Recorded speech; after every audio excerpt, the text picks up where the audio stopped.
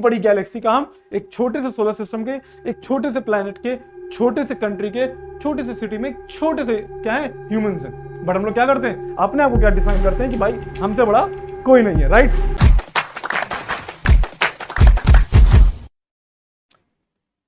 Hello class 9th, welcome. मैं हूं राघवेंद्र, आपका मेंटोर फॉर द ज्योग्राफी। आज हम लोग क्या कर रहे हैं, ज्योग्राफी के क्लास 9 का पहला चैप्टर जो कि आवर वर्ल्ड है उसको शुरू कर रहे हैं, राइट। तो बिना देरी के अब देखिए, अगर आपको ज्योग्राफी पढ़नी है या आपको कोई भी सब्जेक्ट पढ़ना है तो आपको क्या करना चाहिए, जो उस फील्ड में क्या है एक्सपर्टीज है उससे पढ़ना चाहिए, राइट। तो ये है क्या जिसको बताते हैं हम क्या, ये मेरा एक्सपर्टीज है जिसमें मैंने 7 ईयर्स से ज्यादा क्या किया है, बच्चों को ट्रेन किया है इन फॉर आईसीएसई बोर्ड्स। और आप देख रहे हैं क्या 1 ईयर से ज्यादा मैंने वेरियस प्लेटफॉर्म पे देखा है कि ऑनलाइन पढ़ाया भी है, और ये भी देखा है कि बच्चों को कैसे हम लोग को पढ़ाना है, कैसे आपकी ऑनलाइन आपकी कोई भी प्रॉब्लम हो उसको सॉल्व करना है। तो आप एक तरीके से क्या है संतुष्ट हो जाइए और हमारे चैनल को क्या करिए, सब्सक्राइब करिए, क्योंकि आपके लिए बहुत कुछ आने वाला है, खाली ज्योग्राफी के लिए नहीं, बाकी सब्जेक्ट्स के लिए भी, राइट। तो हम लोग बिना देरी के शुरू करते हैं। क्या है आवर वर्ल्ड? आवर वर्ल्ड किससे बात करें तो दुनिया, अगर हम बात करें तो हम लोग क्या है गैलेक्सीज, छोटे छोटे, जब अगर हम बात करें बिग बैंग थ्योरीज की, अगर बात करें एक थ्योरी है जिसमें ये बताया गया है कि ये यूनिवर्स कैसे बना, राइट। यूनिवर्स कैसे बना, जब एक सेंटर था वर्ल्ड का जिसको यूनिवर्स का, जिसमें एक बहुत बड़ा बैंग होता है, ब्लास्ट होता है, और फिर क्या होता है पूरी यूनिवर्स क्या होती है छोटे छोटे पार्टिकल्स में, जिनको हम बोलते हैं डस्ट पार्टिकल्स में, रॉक सिस्टम में टूट जाती, ठीक है। विद टाइम यही रॉक्स क्या होते हैं जमते हैं, मूव करते हैं, रॉक का क्लाउड बनता है, तो उसी में universe, planet, system, solar system, ये सारी चीजें बनती हैं। जैसे हम लोग किसका पार्ट है, हम लोग पार्ट है मिल्की वे गैलेक्सी का, जिसका हम लोग क्या बोलते हैं आकाश गंगा भी बोलते हैं, राइट। तो हम लोग आकाश गंगा के एक छोटे से हिस्से का, एक सोलर सिस्टम का एक छोटा सा पार्ट है, राइट। अगर हम बात करें कि जैसे मान लो जैसे ये मिल्की वे गैलेक्सी है, आप देखेंगे तो वो स्पाइरल शेप की, राइट। तो उस स्पाइरल शेप में देखेंगे जैसे ये सेंटर है तो एक ऐसे है, फिर ऐसे है, फिर ऐसे है, फिर ऐसे है, फिर ऐसे, फिर ऐसे, ऐसे है हमारी क्या गैलेक्सी। तो इसके एक कॉर्नर में, एक पॉइंट पे हम लोग क्या है एक छोटा सा सिस्टम है जिसको हम सोलर सिस्टम अपना बोलते हैं, ठीक है। तो सोचो इतनी बड़ी गैलेक्सी का हम एक छोटे से सोलर सिस्टम के, एक छोटे से प्लैनेट के, छोटे से कंट्री के, छोटे से सिटी में, छोटे से क्या है ह्यूमंस हैं। बट हम लोग क्या करते हैं, अपने आप को क्या डिफाइन करते हैं कि भाई हमसे बड़ा कोई नहीं है, राइट। तो उस चीज में पहले आप तो उस ईगो में मत रहो, क्यों? क्योंकि भाई आपको पता है यूनिवर्स में बहुत सारी चीजें हैं, राइट। चलिए हम लोग वापस से आते हैं। सोलर सिस्टम क्या है आपको पता है, सोलर सिस्टम हमारा एक प्लैनेट का सिस्टम है जिसमें हम देख रहे हैं सन क्या है सेंटर है, और बाकी प्लैनेट्स क्या कर रहे हैं, सोलर सिस्टम क्या है सन के आपके चारों तरफ रिवॉल्व कर रहे हैं। यही हमारा सिंपल सोलर सिस्टम है। सोलर सिस्टम में आपके पास प्लैनेट्स भी होते हैं, राइट। प्लैनेट है और क्या है, प्लैनेट के साथ साथ आपके पास एस्ट्रॉइड्स हैं। एस्ट्रॉइड्स क्या होते हैं, वो छोटे पार्ट्स होते हैं जिसमें आप रॉक, एक तरीके से रॉक के छोटे छोटे पार्ट्स होते हैं, बहुत बड़े नहीं होते कि इनको हम प्लैनेट भी बोल रहे हैं, बट ये होते हैं काफी बड़े होते हैं। इनफैक्ट एस्ट्रॉइड अगर कभी भी किसी प्लैनेट से अगर टच भी होता है, कभी भी इंपैक्ट होगा, तो बहुत ही उसका जो असर होता है, जो उसका रिएक्शन होता है वो बहुत बड़ा होता है, राइट। जैसे हम लोग का जब बोलते हैं कि डायनासोर इस दुनिया से कैसे खत्म हुए, तो सिंपल चीज क्या है, एक ऐसी एक थ्योरी है कि भाई एक एस्ट्रॉइड आया जिसने क्या किया, अर्थ को हिट किया। उस हिट से क्या हुआ, अर्थ में ट्रेमेंडस अमाउंट ऑफ एक तरीके से हीट निकली, फिर अर्थ पे बहुत सारे चेंजेस आए, जिसमें हमने क्या देखा कि पूरी पूरी डायनासोर्स की पॉपुलेशन खत्म हो गई, ठीक है। तो ये क्या है, इसको बोलते हैं हम लोग क्या, एस्ट्रॉइड्स, राइट। फिर सैटेलाइट्स होते हैं। सैटेलाइट्स क्या होते हैं, जो नेचुरल सैटेलाइट्स होते हैं, जैसे हमारा अर्थ का नेचुरल सैटेलाइट मून है, मतलब ये छोटे प्लैनेट्स होते हैं, छोटा पार्ट होता है प्लैनेट का जो क्या कर रहा होता है, एक बड़े प्लैनेट के रिवॉल्व कर रहा होता है, ठीक है। एक सेलेस्टियल बॉडी होती है, राइट। अब स्टार्स होते हैं, एस्ट्रॉइड्स होते हैं, और मीटोराइट्स होते हैं। मीटियोर्स, मीटोराइट्स आपको पता है, ठीक है। फिर अब बात करते हैं हम लोग क्या, हमारा सेंटर कौन है सोलर सिस्टम का, सोलर सिस्टम का सेंटर कौन है, सन। अब याद रखिए सन की कई सारी क्या होती है प्रॉपर्टीज होती है। जैसे हमको पता है सन क्या है, एक हॉट गैस का पूरा बॉल, राइट। अब इसमें क्या है 110 times larger than the earth, मतलब अगर आपका सन इतना बड़ा है तो हमारी अर्थ उसके सामने ये छोटा सा क्या मोल, ऐसे समझ लो, ठीक है। तो ये है अर्थ क्या 110 टाइम्स क्या है हमसे बड़ा है, कौन, सन, राइट। बी बर्निंग ऑफ सन। अब सन में क्या हो रहा है, सन में इतनी हीट क्यों है, कभी कभी हम लोग देखते हैं भाई सन में बहुत, कभी कभी हम लोग बोलते हैं ना भाई बहुत गर्मी हो गई है ना, बहुत गर्मी होने का रीजन क्या है, क्यों? कभी कभी क्या होता है सन में बहुत तेजी से ब्लास्ट होते हैं, उस ब्लास्ट से क्या होता है बहुत एनर्जी रिलीज होती है, वो एनर्जी जब अर्थ तक पहुंचती है तो क्या होता है अर्थ का टेम्परेचर थोड़ा सा बढ़ जाता है, राइट। सिंपल चीज क्या है, यही है आपका क्या, जिसमें बोलते हैं क्या सोलर फ्लेयर्स भी बोलते हैं। कभी कभी लोगों ने सुना होगा क्या बोलते हैं, सोलर फ्लेयर्स, राइट। ये भी आप लोगों ने सोलर फ्लेयर्स सुना होगा, अभी अभी आएगा, वो भी आएगा सोलर फ्लेयर्स क्या होता है। तो sun causes the outer layer exert pressure in its innermost core. अब वहां पे जो रिएक्शन हो रही होती है उसको बोलते हैं न्यूक्लियर फ्यूजन। एक होता है फिशन और एक होता है फ्यूजन। फ्यूजन में क्या होता है, दो कंपाउंड्स क्या होते हैं, मिक्स हो रहे होंगे, उनके मिक्स होने से क्या होता है, हीट निकलती, ट्रिमेंडस अमाउंट ऑफ हीट निकलती, उसको बोलते हैं न्यूक्लियर फ्यूजन। फिशन क्या होता है, जब एक मॉलिक्यूल क्या हो रहा है, एक कंपाउंड क्या हो रहा है, टूट रहा होता है, दो हिस्सों में टूटेगा, उसमें भी एनर्जी रिलीज होती है, उसको बोलते हैं न्यूक्लियर फिशन। ठीक है, सन में क्या हो रहा है, न्यूक्लियर फिजन हो रहा है, जिसमें क्या हो रहा है, आप देख रहे हो क्या, हाइड्रोजन कन्वर्ट होता है हीलियम गैस में। हाइड्रोजन जो होता है वो हीलियम में कन्वर्ट, हाइड्रोजन क्या होता है, H2 कन्वर्ट होता है किसमें, हीलियम में। वो हीलियम में कन्वर्ट होने पे क्या होता है, बहुत हीट रिलीज करता है। इतनी हीट रिलीज करता है कि आप सोचो 12 o'clock बाहर धूप में खड़े नहीं हो पाते हो, क्योंकि आपको लगता है बहुत गर्मी और आपसे करोड़ों किलोमीटर दूर है सन, फिर भी आपको क्या लगता है, बहुत हीट लगती है। तो ये है उसकी क्या लिमिट, ठीक है, किसकी, हीट की, मतलब बहुत हीट होती है उसे। अब energy from the sun is release in the form of electromagnetic waves. ठीक है, अब आप देखते हो सन है, सन से जो उसकी हीट निकलती है वो किस फॉर्म में निकलती है, इलेक्ट्रोमैग्नेटिक वेव्स के फॉर्म में निकलती है और हर डायरेक्शन में निकलती है। ठीक है, अब आपको पता है अर्थ के पास एक खुद की भी मैग्नेटिक फील्ड है, वो क्या करती है, इन इलेक्ट्रोमैग्नेटिक वेव्स से हमको बचाती भी है। ठीक है, नहीं तो क्या होगा, ये भी हमारे लिए क्या होते हैं, प्रॉब्लम क्रिएट करते है ना। तो हमारी खुद की मैग्नेटिक फील्ड भी है जो इससे बचा रही होती है। ठीक है, waves include ultraviolet rays, infrared rays, radio waves, ये सभी क्या होता है, ये सभी सन से आ रहा होता है। राइट, सन से जो लाइट होती है उसमें अल्ट्रावायलेट लाइट भी आती है, जिसको हम लोग बोलते हैं भाई ओजोन लेयर है हमारी, उसको प्रोटेक्ट करके रखना। क्यों, क्योंकि अल्ट्रावायलेट लाइट जब अर्थ पे आएगी, हमारे स्किन को टच करेगी, तो क्या होगा, स्किन कैंसर के चांसेस ज्यादा बढ़ जाते हैं। राइट, अब surface of the sun has dark spots. आइए, सन खाली अभी हम लोग धूप में खड़े हो जाए तो हमको डार्क नहीं करेगा, सन खुद भी डार्क होता है। राइट, उसके पास भी क्या होते हैं, कभी कभी डार्क स्पॉट्स पड़ जाते हैं। ठीक है, ये डार्क स्पॉट्स किससे पड़ते हैं, जब देखो, अब आप सिंपल चीज समझो, अगर कोई चीज जल रही है तो उसका टेम्परेचर कैसा होगा, हाई होगा। हाई टेम्परेचर का जो, आप देखो जैसे आग जल रही थी, जब आग जल रही होती है उसका कलर क्या होता है, येलोइश, ऑरेंज येलोइश ऐसे होता है। बट जब आग थोड़ी थोड़ी ठंडी होती है, कम होती है, तो वहां पे देखते हैं उसका टेम्परेचर, उसका जो कलर है वो थोड़ा डार्क होने लगता है। ठीक है, तो मतलब जो सन पूरा उबल रहा है, उसका वो स्पॉट जिसका टेम्परेचर आसपास के सन के टेम्परेचर से थोड़ा सा कम है, तो उसको बोलते हैं सन स्पॉट।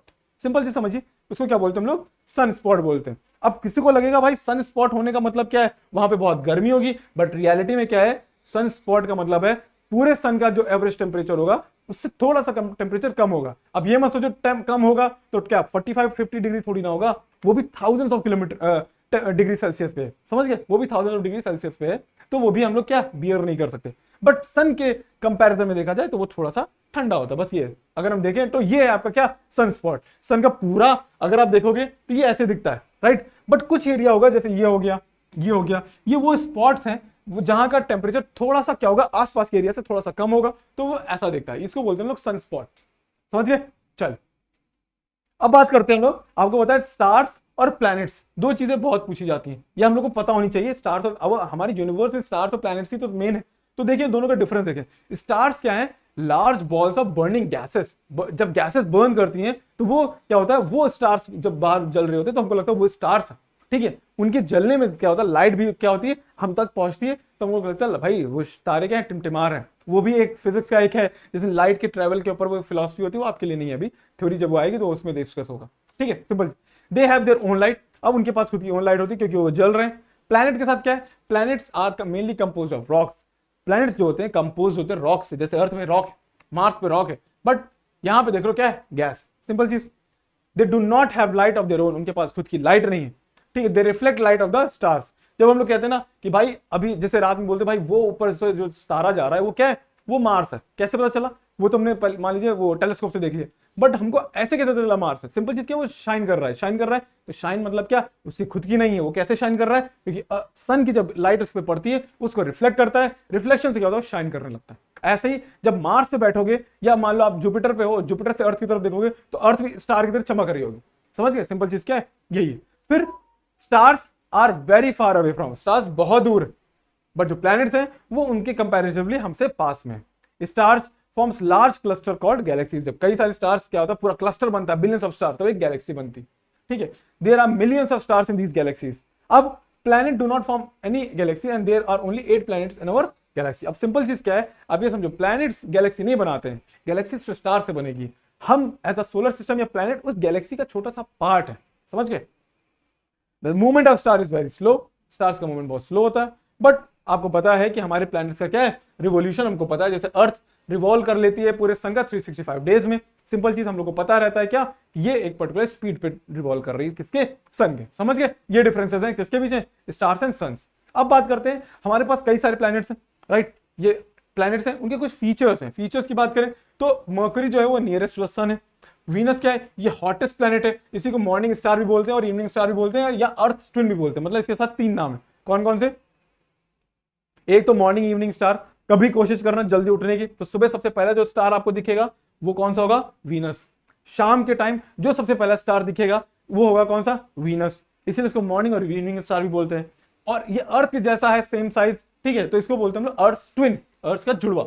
अर्थ के साथ आपको पता है ये वही प्लैनेट है जिसके पास खुद का लाइफ सपोर्टिंग सिस्टम, मतलब एक अकेला प्लैनेट है जहां पे आप लाइफ देखते हो, ठीक है। इसके पास खुद का एक सैटेलाइट है जिसको मून बोलते हैं। मार्स को रेड प्लैनेट बोलते हैं क्योंकि आपको पता है कि क्या है, उसमें आयरन मिलता है, ठीक, आयरन ऑक्साइड मिलती है। जुपिटर आपको पता है ये लार्जेस्ट प्लैनेट है। लार्जेस्ट प्लैनेट होने के साथ इसके पास सैटेलाइट जो है वो कितनी है, 95 सैटेलाइट्स है, राइट। सैटर्न क्या है, सैटर्न वो अकेला प्लैनेट है जिसके पास खुद की, सॉरी अकेला प्लैनेट है, और भी प्लैनेट है जिनके पास रिंग्स है। सैटर्न के पास भी क्या है, खुद की एक रिंग्स है। और इसके पास कितनी सैटेलाइट है, 145 सैटेलाइट्स। मतलब हमारे पास एक मून है तो इतना उजेला, सोचो उसके पास 145 सैटेलाइट्स। कितना बढ़िया लगता होगा उसका, कितना अच्छा लगता होगा रात में पूरा मून ही मून, राइट। फिर यूरेनस, यूरेनस में कितने हैं, 27 सैटेलाइट्स। नेपट्यून क्या है, ये फारदेस्ट फ्रॉम द सन है हमारी सैटेलाइट ना, कॉमन सेंस है क्योंकि ये 8वां प्लैनेट है। क्योंकि प्लूटो को क्या हो गया, हम लोग ने प्लैनेट की लिस्ट से बाहर कर दिया, सिंपल चीज, ठीक। फिर हम देखते हैं वाई अर्थ को हम क्या बोलते हैं, यूनिक प्लैनेट। अर्थ को हम यूनिक प्लैनेट क्यों बोलते हैं, सिंपल चीज क्या है, अर्थ को यूनिक प्लैनेट बोलने का रीजन क्या है, क्योंकि ये ओनली प्लैनेट है इस सोलर सिस्टम में जिसके पास लाइफ सपोर्टिंग, जहां पे आप देख रहे हो लाइफ, राइट। और किसी प्लैनेट में आप देखते हो लाइफ आपको नहीं मिलती। क्या क्या रीजन है जिससे हम बोलते हैं कि भाई अर्थ यूनिक प्लैनेट है। पहला पॉइंट क्या है, it is at the optimum distance from the sun, that is neither too far nor too close. मतलब आप ये समझो कि अर्थ एक ऐसे पॉइंट पे है, वो सन से ना ज्यादा बहुत दूर है। अगर बहुत दूर होता तो वो उसका टेम्परेचर क्या होता, बहुत कम हो जाता, राइट, ठीक है। उसका टेम्परेचर क्या होता, बहुत कम हो जाता। और ना ही बहुत पास में है, नहीं तो उसका टेम्परेचर बहुत ज्यादा होता। और वो दोनों टेम्परेचर हमारे लिए क्या है, बियरिंग नहीं है, अनबियरेबल हो जाता, वहां पे लाइफ सपोर्ट ही ना हो पाता। तो मतलब क्या है, ऑप्टिमम डिस्टेंस जो जरूरी है लाइफ के लिए वो अर्थ के पास है। फिर क्या है, एवरेज टेम्परेचर क्या है, 17 डिग्री सेल्सियस या उससे ऊपर है। मतलब हमारे लिए एवरेज टेम्परेचर अगर अर्थ का 17 डिग्री सेल्सियस से ऊपर है तो वहां पे लाइफ सपोर्ट हो सकता है। क्यों, क्योंकि भाई बैक्टीरिया, माइक्रो ऑर्गेनिज्म, सेल्स, अगर आप बात करो तो ये कोल्ड टेम्परेचर पे नहीं रहते, इनके लिए कोई टेम्परेचर ऊपर का, हाँ, मतलब आप देखते हो जो एरियाज इक्वेटर के पास है जहां पे बहुत गर्मी होती है, वहां पे देखते हो यहाँ पे बैक्टीरिया बहुत होते हैं, ठीक है। और याद रखना किसी प्लेनेट पे लाइफ को सपोर्ट करने के लिए सबसे इंपॉर्टेंट क्या है, बैक्टीरियाज है, राइट। तो ये भी जरूरी है। फिर एटमॉस्फेयर, सबसे इंपॉर्टेंट क्या, एटमॉस्फेयर। और उसमें एटमॉस्फेयर में इंपॉर्टेंट गैसेस कौन सी, ऑक्सीजन जो कि बहुत जरूरी है, नाइट्रोजन, कार्बन डाइऑक्साइड, ये सब बहुत ज्यादा क्वांटिटी में प्रेजेंट है। इसलिए क्या है, आप देख रहे हो क्या कि अर्थ को हम क्या बोलते हैं, यूनिक प्लैनेट है। ये सब उसके पास फीचर्स है, प्लस उसके पास क्या है, ओजोन लेयर भी है जो क्या कर रही है, उसको अल्ट्रा वायलेट रेस से क्या कर रही है, बचा रही है। और अल्ट्रा वायलेट रेस से बचाने के साथ साथ आप देख रहे हो कि स्किन कैंसर से भी हम लोगों को बचा रही है, ठीक। Atmosphere also does not allow heat to escape. अब इसको हीट बजट बोलते हैं कि भाई आपको पता है अब अर्थ के ऊपर क्या होता है, जब सन रेस की पड़ती है तो उसके बाद वो रिफ्लेक्ट हो जाती है रात में, ठीक है। तो अब देखो अगर अर्थ का एटमॉस्फेयर ना होता तो क्या होता, ज्यादातर हीट रिफ्लेक्ट हो जाती, हीट रिफ्लेक्ट हो जाती तो टेम्परेचर ही ना बढ़ता, टेम्परेचर ही ना बढ़ता तो क्या होता, हम लोग सर्वाइव ही ना कर पाते। सिंपल चीज, क्योंकि अगर सारी हीट बाहर निकल गई अर्थ से तो क्या होगा, अर्थ का टेम्परेचर फिर ठंडा हो जाएगा और ठंडा टेम्परेचर में हम लोग सर्वाइव नहीं कर पाएंगे। ये ठंडे का मतलब ये नहीं है कि मैं 0 डिग्री या 2 डिग्री की बात कर रहा हूँ। जब मैं ठंडे की बात कर रहा हूँ तो -150, -100, -70 की बात हो रही, समझ गए, ये हो गया। और 70% of the earth is covered with water. और क्योंकि वाटर क्या है, hydrological cycle helps in maintaining life forms on the earth. और हाइड्रोलॉजिकल साइकिल, ये जो वाटर इवेपोरेट हो रहा है, फिर गिर रहा है, फिर इवेपोरेट हो रहा है, फिर बारिश हो रही, ये हाइड्रोलॉजिकल साइकिल क्या कर रही है, हेल्प कर रही है सस्टेन करने में लाइफ को ऑन अर्थ, समझ गए, बस।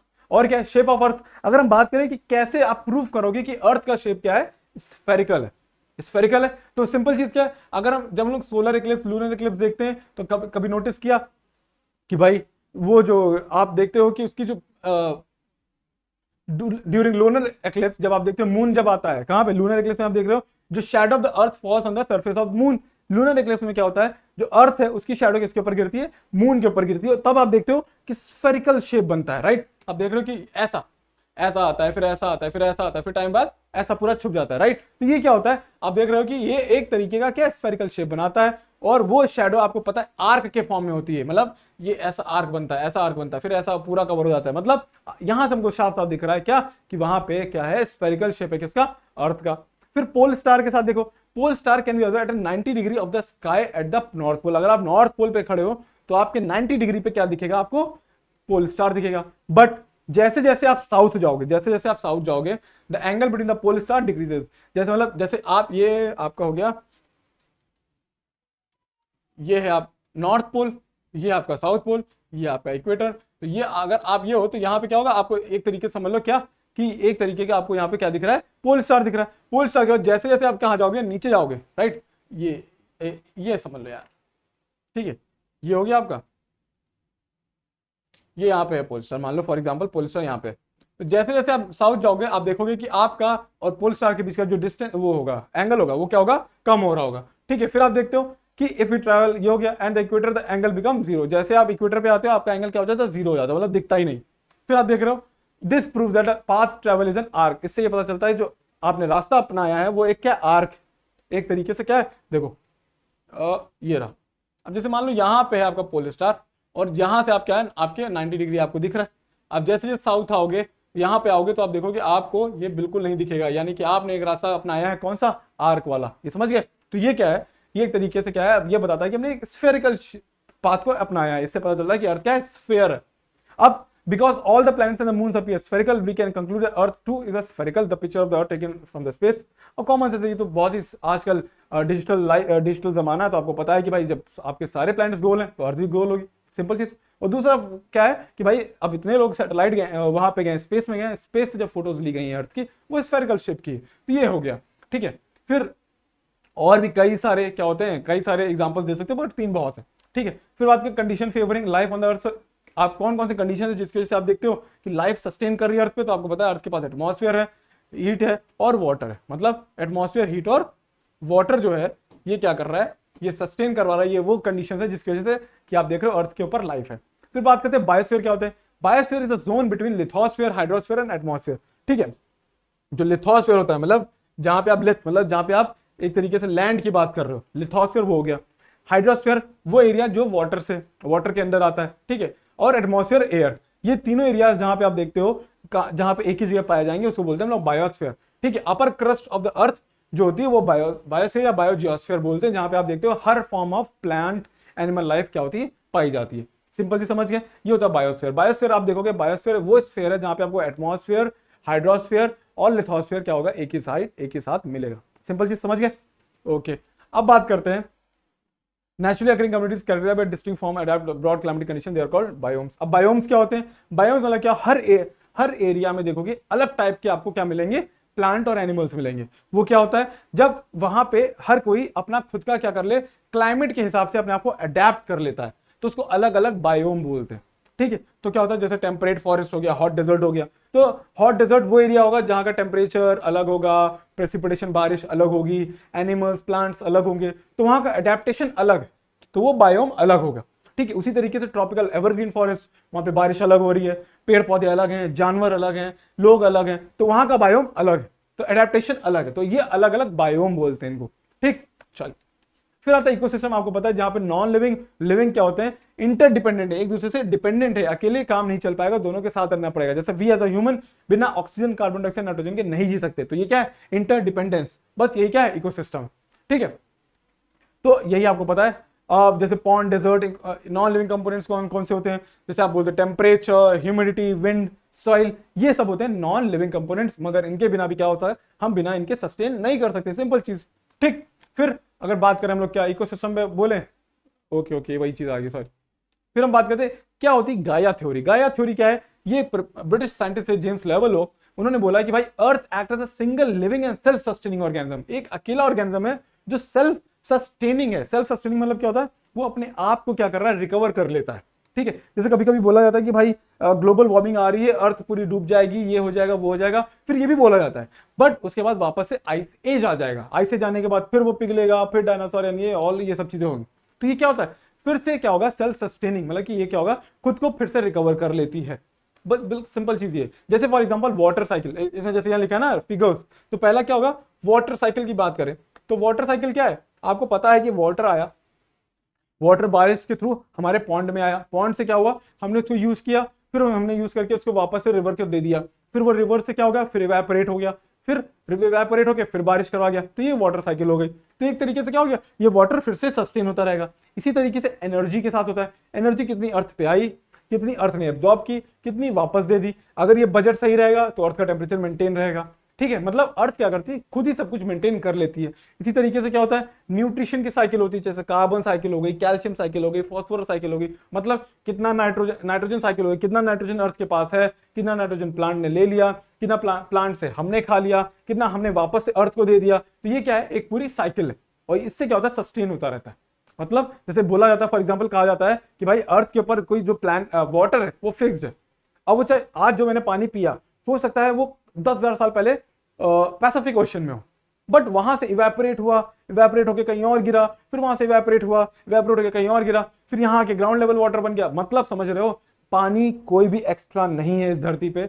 जो पानी एक बूंद दो बूंद जो पहले था, सेम वही पानी आज भी है, बट वो क्या है, सेल्फ सस्टेनिंग है। आज बारिश का पानी हमने फ्रेश वाटर पी लिया, वो हो सकता है कल बारिश का वो इवेपोरेट होकर क्या बन जाए, सी वाटर बन जाए। सिंपल चीज ये, यही है गाया थ्योरी, समझ गए।